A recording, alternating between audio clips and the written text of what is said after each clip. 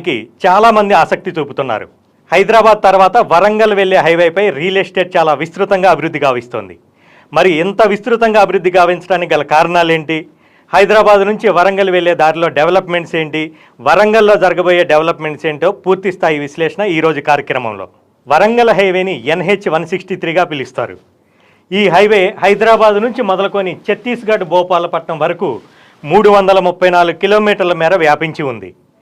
Central government ఇండియాలో కొన్ని smart సిటీలను select చేసుకొని డెవలప్మెంట్ చేయడంలో భాగంగా వరంగల్ సిటీని సెలెక్ట్ చేసుకొని యాదాద్రి నుంచి వరంగల్ వరకు 4-వే లైన్ కోసం 1905 కోట్లు పెట్టుబడి పెట్టి 99 కిలోమీటర్ల మేర 4-వే లైన్ని డెవలప్మెంట్ చేయడం జరిగింది.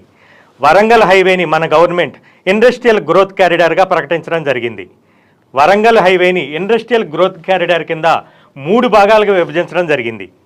గట్కేసర్ నుంచి మొదలుకొని యాదాద్రి వరకు యాదాద్రి భువనగిరి క్లస్టర్ గాను, యాదాద్రి భువనగిరి నుంచి జనగాం వరకు జనగాం క్లస్టర్ గాను, జనగాం నుంచి వరంగల్ వరకు వరంగల్ క్లస్టర్ గాను డివైడ్ చేయడం జరిగింది. ఈ 3 క్లస్టర్లో ఒక్కొక్క క్లస్టర్లో ఒక్కొక్క రకమైన ఇండస్ట్రీస్ని తీసుకురావడం కోసం ఈ విధంగా విభజించడం జరిగింది.